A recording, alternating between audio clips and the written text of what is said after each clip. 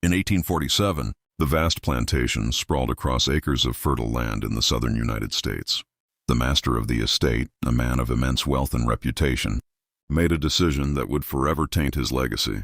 His daughter, Latoya, large and awkward in her movements, was handed over to a trusted slave, a person torn between fear, obedience, and compassion. The family's servants whispered in hushed tones, glancing nervously at the grand mansion's towering windows and shadowed corridors. Candlelight flickered along the hallways as if shivering at the presence of an unspoken horror. Latoya, unaware of the full weight of her fate, was led through corridors heavy with secrets and the scent of polished wood. Each footstep echoed ominously, blending with the distant sounds of the estate. A horse whinnying, chains rattling, and the sigh of the wind through ancient oaks. That night the mansion seemed alive with silent judgment, observing every trembling figure that crossed its floors. The slave guided Latoya to a secluded chamber, its walls bare, its floor cold and unforgiving, and a single candle struggling to illuminate the corners where darkness pooled.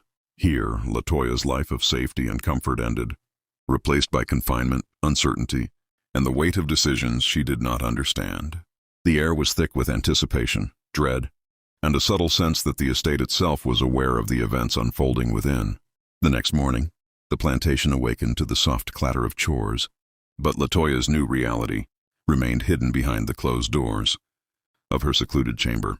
The slave who had been entrusted with her care moved cautiously, balancing duty with a growing unease. The room, small and austere, offered little comfort: a heavy wooden bed, a worn table, and the ever-flickering candle that cast long shadows across the bare walls. Each day brought measurements, scrutiny, and routines dictated by the master's strict, cruel instructions. Latoya felt the oppressive weight of isolation as the hours dragged by, punctuated by faint whispers that seemed to drift from the walls themselves. Outside, the plantation's grandeur continued its deceptive rhythm: horses trotting, carriages rolling across gravel, and servants bustling in the heat. But inside, the hidden wing throbbed with tension. Objects shifted slightly when no one was near. Floorboards creaked with phantom footsteps, and a cold draft carried the scent of old wood and forgotten sorrow. The slave whispered reassurances, but even their voice trembled with the unspoken knowledge that this young girl's fate was bound to the mansion's deepest secrets. By dusk, candlelight struggled against the encroaching darkness, revealing walls marred by scratches and faint tally marks. Every shadow seemed to stretch unnaturally, reminding Latoya that she was both a prisoner and an unwilling witness to the plantation's buried horrors. Outside, the wind whispered through the oak trees, carrying with it a chill that spoke of sorrow, guilt, and the weight of choices that could never be undone. Weeks passed, and Latoya began to sense the full weight of her confinement. The secluded chamber, once merely a room, now felt like a cage of shadows and whispered memories. Candlelight trembled across the walls each night, revealing faint markings and tally marks that documented her days, her fears, and her silent cries. The slave, burdened by loyalty and fear, tried to offer comfort in small ways: soft words, gentle gestures, but even these were tinged with dread. Knowing the master's wrath could descend at any moment, strange occurrences became commonplace. The heavy curtains would sway without breeze, a chair would rock slightly though no one touched it, and the distant echo of footsteps haunted the hallways. Latoya's eyes often fell on the diary the slave had hidden beneath the bed, its pages yellowed and brittle, holding accounts of past tragedies on the estate. As she read, the horrors became clearer. The plantation had been a place of suffering long before her arrival, and her own plight now intertwined with its dark history. The night air carried whispers, some indistinct, some chillingly clear, recounting events that had been buried for years. Every object in the chamber, from the cracked floorboards to the fading candle wax, seemed infused with memory, as if the walls themselves remembered every act of cruelty and every secret hidden from the world outside. Latoya realized that escape was impossible, not merely because of the physical confines, but because the weight of history, judgment, and sorrow had taken root within her very surroundings. The nights in the plantation grew colder, and a sense of unease settled over every corner of the hidden wing where Latoya remained confined. Candlelight flickered along the walls, casting elongated shadows that seemed to move on their own, as though the room itself were alive and aware of her presence. The slave, increasingly fearful, moved quietly, performing the required duties while avoiding the master's gaze. Latoya, confined in the small chamber, began to notice strange patterns, scratches on the walls that formed faint symbols, tiny marks that hinted at messages left by previous occupants of the estate, and the faint, almost imperceptible hum of whispers that seemed to emanate from the very floorboards. Objects shifted inexplicably. A chair moved slightly, a table tilted, and sometimes the candlelight dimmed abruptly as if an unseen force passed nearby. The air was thick with a mixture of dust, decay, and the unspoken weight of the plantation's secrets. Outside, the estate continued its daily rhythm, oblivious to the horrors concealed within the walls, while Latoya struggled with the emotional weight of isolation, the fear of what might come, and the mysterious presence that seemed to shadow her every move. Occasionally she would glance toward the doorway, imagining figures that were never there, and hear faint sounds, scratches, whispers, and the soft shuffle of feet that made her heart pound. The slave, while attempting to provide comfort, also felt the oppressive tension. The house seemed to watch, judge, and remember every action taken within its halls. Latoya realized that the estate was more than a place of confinement. It was a living entity, an observer of cruelty, a keeper of sorrow, and a silent recorder of every secret that had ever been buried beneath its floors. Days blurred into nights as Latoya's confinement continued, each moment stretching into a slow, heavy rhythm that weighed on her mind and body. The chamber's walls seemed to breathe with the history of the plantation, absorbing her whispers, her sobs, and the faint tapping of her fingers against the wooden floor. Shadows deepened in the corners, elongating with each flicker of candlelight, forming shapes that resembled figures long forgotten. The slave, who had become her reluctant guardian, moved cautiously, offering small comforts, a whispered word, a steady hand, but always aware of the master's ever-watchful eyes. Strange occurrences escalated. Floorboards creaked, though no one walked. Faint knocks echoed through the empty halls, and the air would chill suddenly. As if the past itself had entered the room, Latoya began keeping track of time, marking days and nights in a hidden corner of the wall. But even this small act felt insufficient against the weight of her isolation. She discovered fragments of diaries left by previous occupants, revealing tales of sorrow, punishment, and secrets buried beneath the plantation's opulent facade. As she read, a sense of dread grew. Her fate was not only her own, but intertwined with the legacy of cruelty that had long haunted the estate. The once lively halls now felt empty yet menacing. Every creak and whisper, a reminder that the plantation was alive in ways unseen. Outside, the world continued, oblivious to the tormented life confined within, while Latoya learned that survival required more than patience. It required understanding, the subtle language of shadows, silence, and the persistent presence that seemed to watch her every move. The slave, too, felt the oppressive energy of the house, sensing that each act of kindness or disobedience was being catalogued by invisible eyes, leaving Latoya and her reluctant protector trapped not just physically, but psychologically within the memory-laden walls of the plantation. As weeks turned into months, Latoya began to understand the rhythms of the hidden wing. Each day brought repetition, but also subtle signs that the estate itself was alive with memory and judgment. The candlelight that struggled against the encroaching darkness revealed more markings on the walls, cryptic scratches, faint tally marks, and symbols that seemed almost intentional, as though someone or something wanted her to notice. The slave, once merely an obedient caretaker, now acted with quiet defiance, attempting to shield Latoya from the worst of the master's scrutiny, though even small acts of mercy were shadowed by fear. Nights were the hardest.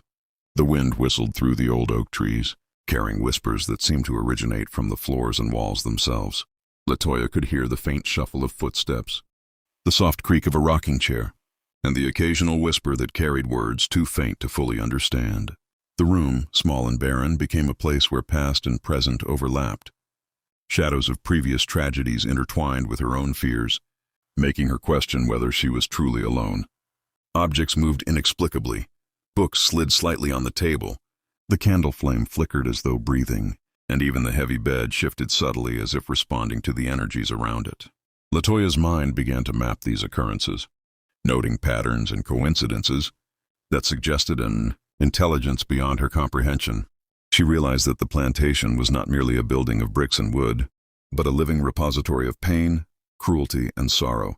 Every sigh, every creak, Every flicker of light was a reminder that the estate remembered everything. The slave, aware of the estate's presence, often hesitated before entering the room, as if the walls themselves demanded respect and silence. Together they navigated the oppressive atmosphere, learning that survival depended on understanding the subtle warnings embedded in the plantation's fabric, and that the past was never truly gone. It lingered in every shadow, in every whisper, and in every breath of the estate's haunted air. Time wore on, and Latoya's understanding of the plantation's hidden wing deepened. Every corner, every hallway, seemed to carry an imprint of suffering that had occurred long before her arrival. The faint smell of aged wood mixed with lingering incense and dust, creating an oppressive atmosphere that pressed down on her chest. Shadows pooled unnaturally in the corners of the candlelit room, sometimes forming shapes that resembled human figures frozen in silent anguish. The slave moved cautiously, speaking softly, attempting to calm Latoya as the weight of the estate's history pressed upon them both. Nights were restless, filled with creaks, distant murmurs, and the occasional soft sob that seemed to come from the walls themselves. Latoya began documenting these phenomena in a small hidden journal, noting the patterns, the timing, and the subtle signs that suggested the plantation itself observed her every move. Occasionally she would glimpse fleeting figures in the corners of her vision, shapes that vanished when she tried to focus, leaving only the sense that she was not alone. The tally marks on the walls multiplied, some etched by her own hand, some seemingly appearing overnight without explanation. As the days passed, Latoya realized that her confinement had transformed her perception. Every object, from the candle to the furniture, carried a memory, a whisper, a warning. The slave, too, began to act with heightened awareness, moving in sync with the estate's subtle cues, sensing dangers unseen, and occasionally whispering warnings that saved them both from sudden shocks. A floorboard shifting, a door creaking open, a candle flame flickering violently. The plantation, in its silent omniscience, seemed to test them, measuring their awareness, patience, and resilience. Latoya understood that survival required more than endurance. It demanded attunement to the hidden consciousness embedded in the very walls, floors, and shadows of the estate, a living record of cruelty, secrets, and sorrow that would outlast generations. The oppressive silence of the plantation deepened as Latoya's days merged into one another, each indistinguishable from the last. The secluded chamber became a microcosm of fear and anticipation, where candlelight flickered against walls that seemed to breathe with history. Faint shadows twisted and stretched across the room, forming shapes that resembled faces frozen in anguish. Latoya had begun to notice subtle signs. The scratch marks on the wall shifted slightly overnight. Tally marks increased without her input, and whispered tones seemed to drift from corners where no one could be. The slave moved with a heightened sense of caution, carefully navigating the room and hallway, avoiding disturbances that might draw attention from the unseen eyes of the master or the estate itself. Outside, the plantation's grandeur continued its deceptive routine. Horses clattered on gravel, distant servants' voices carried through open windows, yet none could sense the hidden tension lurking just beyond their view. Latoya found small comfort in tracing patterns within the candlelight, the movements of shadows, the shifts in air currents, and the quiet resonance of old floorboards that seemed to hum faintly. Each night she felt a growing awareness that the estate was not simply a building, but a living repository of memory and emotion, recording every action, every word, and every breath. Objects would move subtly, books sliding, chairs tilting, and sometimes the candle's flame would flicker violently, warning of presences unseen. The slave whispered softly, offering reassurances and guidance, but even their voice carried tremors of fear. Latoya realized that the estate's consciousness was selective. It rewarded vigilance, punished carelessness, and demanded respect for the hidden past embedded in every crevice. She began to understand the patterns, the signs, and the silent language of survival within the walls of the plantation. Each moment of observation became a lifeline, a way to navigate the ever-present tension that saturated the air and shadows, reinforcing the truth that the house remembered everything and forgave nothing. By now, Latoya had become acutely aware of the plantation's hidden wing as a place where time moved differently, compressed into cycles of observation, fear, and muted revelation. Candlelight flickered across the walls, exposing faint etchings and markings she had not noticed before. Symbols, scratches and tally marks that seemed almost deliberate, left by someone who had once occupied these rooms long before her arrival. The slave, increasingly vigilant, navigated the chamber with practiced caution, whispering advice and encouragement in hushed tones, always aware that the mansion's oppressive presence could react violently to the slightest disturbance. Latoya's senses heightened. Every creak, every subtle shift in temperature, every faint echo of movement became a signal to read and interpret. Nights were the most revealing. Shadows shifted with strange intention, floorboards groaned under invisible weight, and soft murmurs drifted from corners where no human presence existed. Latoya began to understand the subtle language of the estate, the cadence of whispered air, the rhythm of candle flames, and the motion of objects that moved inexplicably. Each observation became a survival tactic, a way to anticipate the unseen forces that governed her existence within these walls. The diary fragments she discovered hinted at the history of cruelty, secrets, and confinement endured by previous occupants, linking their experiences to the oppressive energy that lingered in every corner. Latoya's mind worked tirelessly to map these connections, to understand patterns, and to predict what might happen next. Even the slave, once confident in obedience, now acted with a constant undercurrent of fear, sensing the estate's sentience in subtle ways. A sudden chill, an unexplained movement, a faint whisper that carried through the night. Together they learned that survival was more than physical. It required attunement to the invisible consciousness embedded in the very fabric of the plantation. The walls remembered, the floors remembered. Every shadow, every whisper, every flicker of light was a record, and Latoya could feel it pressing down on her, reminding her that nothing within this estate was ever truly forgotten. The atmosphere in the hidden wing grew heavier with each passing day.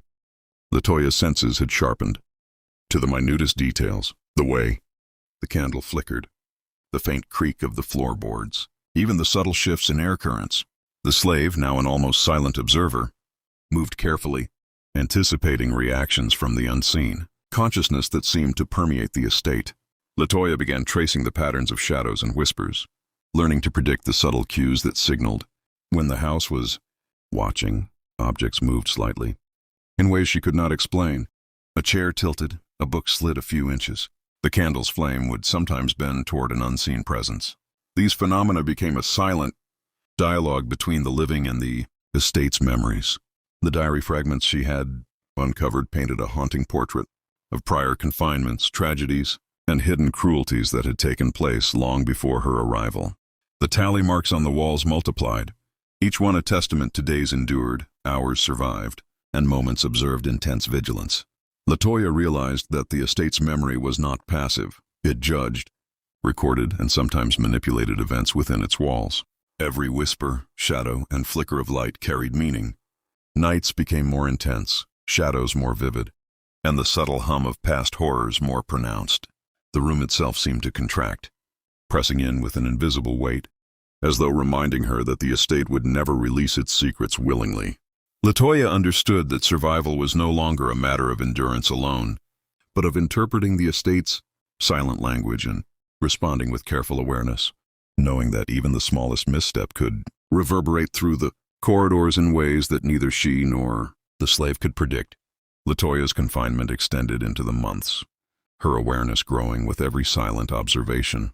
Candlelight flickered against walls adorned with scratches, tally marks, and faded etchings that she now recognized as messages left by previous occupants. The whispers that floated through the room became almost decipherable. She could sense moods, intentions, and warnings hidden within them. The slave, whose presence had shifted from obedient caretaker to cautious protector, guided her through daily routines with subtle gestures and quiet reassurances. Objects continued to move, almost intentionally. Books would tilt, a chair would shift slightly, and the candle flame would bend as if alive. Latoya began recording patterns in a hidden journal, tracing movements, sounds, and changes in light to predict occurrences and anticipate unseen activity. Nights were fraught with tension, each creak of the floorboards or faint sigh of wind seeming to hold latent threat. The air grew dense with memory, the estate itself a living repository of pain, suffering, and secrets. Latoya realized that the mansion's consciousness was selective, rewarding attentiveness and punishing negligence. She learned to observe silently, respond subtly, and respect the invisible currents that moved through the walls. Every whisper, flicker, and shadow had a purpose, teaching her the estate's rules without words. The slave's guidance was crucial, their knowledge of the subtle cues offering a lifeline in the labyrinth of haunting memory. Latoya understood that to survive she had to blend patience, observation, and intuition, learning the delicate rhythm of an estate that remembered everything and forgave nothing. With time, Latoya's perception of the plantation evolved. The hidden wing was no longer merely a room of confinement, but a labyrinth of echoes, shadows, and memory. Candlelight revealed new markings on the walls each night, symbols, scratches, and tallies that seemed to shift subtly, as if the house itself was in motion. The slave, increasingly cautious, moved with almost ritualistic care, whispering guidance and warnings, aware that even a small disturbance could provoke the estate's silent wrath. Latoya began to map patterns, connecting the subtle shifts in objects, air, and candlelight to events within the room. Shadows formed shapes reminiscent of past tragedies, fleeting and disturbing yet impossible to ignore. The diary fragments she had hidden beneath the bed told stories of previous occupants, their suffering, and the cruel decisions that had shaped their confinement. Each observation and recorded pattern became a tool, a way to anticipate the unseen forces that governed the hidden wing. Nights were intense, filled with whispers, creaking floorboards, and fleeting glimpses of figures that seemed almost tangible. The estate's memory was alive, reactive, and selective, rewarding careful attention, punishing carelessness, and teaching the subtle language of survival. Latoya understood that she was navigating not only physical confinement but also the psychological imprint of decades of sorrow, cruelty, and secrecy. Every shadow, whisper, and flicker of candlelight carried meaning, and her ability to interpret these signals was essential to enduring the oppressive atmosphere. The plantation was no longer simply a home. It was a sentient witness, a keeper of memories, and an entity that demanded respect, vigilance, and understanding from anyone who entered its concealed chambers. As Latoya continued her days in confinement, the subtle signs of the estate's awareness became impossible to ignore. The candlelight trembled in ways that suggested deliberate attention. Shadows moved with intention, sometimes forming recognizable silhouettes of figures who had suffered within these walls long before her arrival. The slave, now a vigilant partner in survival, guided her through the silent warnings embedded in the air, floorboards, and faint movements of furniture. Each day, Latoya documented observations in a small hidden journal, noting the timing of sounds, flickers of light, and unexplained shifts in objects. The tally marks on the wall seemed to multiply overnight, some appearing without explanation, hinting at a consciousness that transcended her understanding. Nights were particularly intense, filled with whispers that grew clearer, guiding or warning her in ways she could almost interpret. Latoya began to recognize patterns, understanding that each creak, shuffle, and flicker of candlelight was part of a complex system of messages from the estate itself. The diary fragments revealed layers of cruelty and secrets, connecting her experience to those of past inhabitants. The mansion's memory was relentless, preserving events, observing reactions, and testing attentiveness. Latoya learned that survival required acute awareness, intuition, and respect for the estate's hidden intelligence. Even the slave, seasoned and loyal, moved with heightened vigilance, sensing the estate's selective consciousness in subtle phenomena. Together they navigated the oppressive atmosphere, reading shadows, whispers, and movements as instructions for endurance, realizing that the hidden wing was a living entity that recorded and responded to every action, thought, and hesitation. By now, Latoya had become intimately aware of the rhythms and patterns within her confined space. The hidden wing of the plantation seemed almost alive, responding to movement, emotion, and attention with subtle, sometimes eerie reactions. Candlelight flickered as if sensing moods, shadows shifted into forms that hinted at previous tragedies, and the air carried whispers whose meanings were just beyond comprehension. The slave moved with painstaking caution, guiding her through daily tasks and ensuring that no misstep drew the attention of the estate or its lingering presence. Latoya's observations became a survival mechanism. She cataloged every sound, flicker, and movement, learning the language of shadows and silence. Objects moved independently, chairs tilted, books slid slightly, and the flame of the candle bent toward unseen presences, communicating both warning and reassurance. Diary fragments revealed layers of hidden history, the cruel acts of past masters, the suffering of previous occupants, and the intricate web of secrecy that had shrouded the estate for decades. Latoya understood that the plantation was not merely a structure of wood and stone but a living record, a sentient observer of events and emotions. Nights were particularly intense, filled with distant murmurs, creaks, and subtle movements that demanded her attention and intuition. Even the slave, once confident in obedience, now acted with heightened awareness, interpreting the estate's cues with experience and care. Latoya realized that survival within these walls required vigilance, observation, and an understanding of the subtle intelligence embedded in every shadow, whisper, and flicker of light. The hidden wing was alive, remembering every act, every fear, and every moment of endurance, making the mansion both a prison and a teacher in the art of survival. Months had passed, and the hidden wing had transformed from a place of simple confinement into a living, breathing testament of endurance, memory, and fear. Latoya's perception had sharpened to every nuance, the flicker of candlelight that seemed to nod in acknowledgement, shadows that lingered just beyond vision, and whispers that carried knowledge accumulated over decades. The plantation had become more than walls and floors. It was a sentient witness to every secret, every cruelty, and every act of survival. On the final night, a storm swept across the estate. Thunder rattled the windows, wind howled through the oaks, and lightning illuminated the grand halls in jagged flashes. Latoya, standing at the threshold of her chamber, realized she had learned the estate's language. The subtle cues, the warnings, the silent guidance that had kept her alive. The slave, equally attuned, nodded silently, a shared understanding passing between them. As the storm reached its peak, a shadow detached from the corners of the chamber, forming the faint outline of past occupants, faces frozen in time, watching, judging, yet acknowledging her perseverance. The candlelight bent toward her, illuminating the tally marks, the scratches, and the symbols etched over countless nights. The air seemed to hum, a low resonance that reverberated through every floorboard and beam. Then with a sudden stillness, the house fell silent. Latoya took a breath and stepped out of the hidden wing for the first time in months, feeling the weight of the estate's gaze on her back. She realized that the plantation had tested her, shaped her, and now, in its own eerie way, was allowing her freedom, not by mercy, but by recognition of resilience. The wind carried the whispers one last time, a chorus of memories mingling with the present, warning, acknowledgement, and a chilling reminder that while she walked free, the mansion would never forget. Outside, the storm subsided, leaving the estate bathed in the pale glow of dawn. Latoya and the slave exchanged a glance, knowing that the plantation, with all its haunted legacy, would remain alive, sentient, and eternal. And in that silence, one question lingered for anyone who might enter again: who would survive the memories of the past?